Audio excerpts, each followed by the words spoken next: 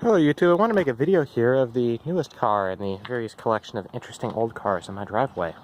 This is a 1981 Toyota Corolla Tercel. Back in 1981, this was the cheapest car you could buy from Toyota new. This particular car, well, first off, it was actually a native Missouri car, which I find kind of interesting. As usually with these old cars, it's kind of uncommon to see them stay in the same state where they were sold. You can see right here, what's left of the dealership sticker. So I find that pretty neat. Anyways though, this is the newest car, or this was the cheapest new car you could get from Toyota in 1981. This is also the first front-wheel drive car you could get from Toyota. The interesting thing about this though is if you look, this does not look like a front-wheel drive car if you look at how the engine's positioned. Normally front-wheel drive cars have the engine sideways, like that has. But no, Toyota decided to design their transmissions so that the engine sits forward like this, but the transmission, if you crawl under the car here, we kind of had the thought of making it rear-wheel drive, and this went, you know what, let's put some front CVs in, and there you go, it's a front-wheel drive car. Now this car, so for however much one of these costs, I recall finding an old ad, I think it was about $2,000 for one of these cars when it was new. I have to check on that, but it was not very much for one of these. That would get you a car with pretty much no options. This car has a 4-speed manual. You could also get them with a 3-speed automatic. I can only imagine how terrible that is. Or a 5-speed manual, but this has the base 4-speed manual. These cars did not even come with the option of having power steering. Even if you bought the most loaded Tercel, new on the lot, you had manual steering. Amazingly, it has power brakes. I'm honestly pretty impressed about that. This car did not come with air conditioning. As you can see, here's where the condenser would sit. Nothing there. But it does, however, actually have the pulley on the crankshaft for the compressor.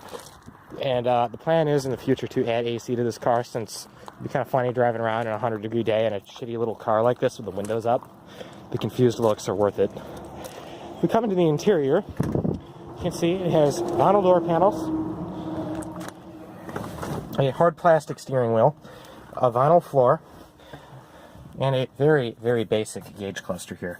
You get temperature, fuel, speedometer, that's it. As you can see, this car has 125,000 miles, which is actually pretty low mileage for a Toyota. Here's the heater controls, which, for some reason, you get 3 settings. It won't go to the vent position for some reason. Also, this car, according to the people that we got it from, when they got it, had about 20 strawberry air fresheners in the car. They also pulled the headliner out of it too, so there's no dome light. Just to show just how cheap this car is. So here's the rear view mirror. It is very, very thin because this is not a dimming rear view mirror. There is no thing to flip or even manually move it. This mirror does not dim. It's just a mirror. The only thing this car has that resembles maybe an option is it does have a rear defroster window, which I'm not sure if it's an option or not, but you can see here's the switch for it.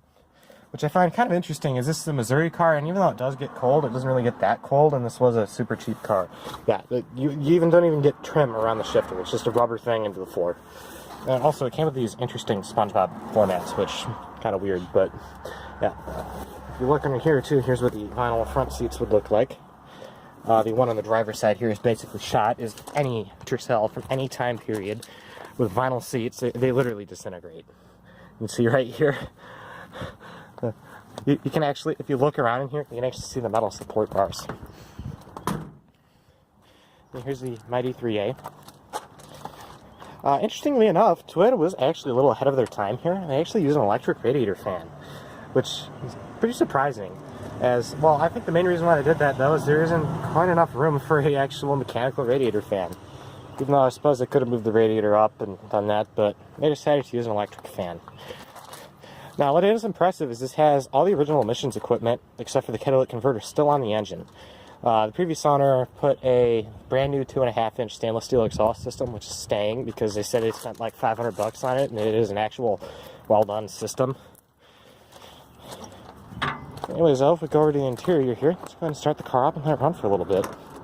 Now, this car does have mysterious overheating problems, so not quite sure what it is. I'm thinking either thermostat, maybe radiator, possibly water pump.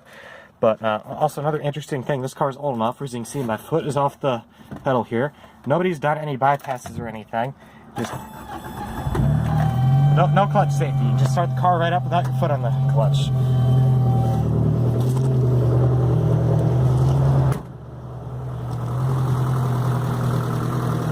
the thing kind of doesn't idle right. It also feels like it's really low on power, more so than a 60 horsepower engine should be. And it also has a pretty loud valve clack. So yeah, we need to do a valve adjustment to it, but this runs okay.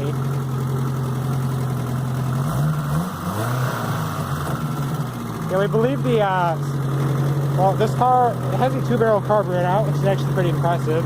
However, it has a vacuum secondary. What we believe has happened is we actually took this diaphragm off for the vacuum secondary, inspected it, saw it had a hole in it, so we put some, sealer over it, some RTV silicone, and we put it back on. It seemed to help a bit, and then it stopped working again. So I think the diaphragm has a hole in it, it needs to be replaced, but it does drive. Also, if we go ahead and look around to the back of the car, you can see this thing does still need more work. Here is the train wreck in the trunk. The previous owner tried to do a trunk floor repair to the car, as apparently the original owner of this car, after he was done driving the car on the road, decided to take the trunk off. He took the trunk off, took all the stuff out of the trunk, and he would put a bale of hay in the back, drive it out to the field, and let cows eat out of the back of the car. He did that for a couple of years, apparently got tired of doing that, ended up selling it to apparently this guy, who put a bunch of money into it and then sold it to the people that we got it from, who apparently also put a bunch of money into it. Then they jump-started the car backwards, blew the fusible link, and just gave up. So we, fixed the fusible link and drove the car home. You see here. Also, this front fender's been painted at one point. I'm not sure why, and it's also been painted with like house paint.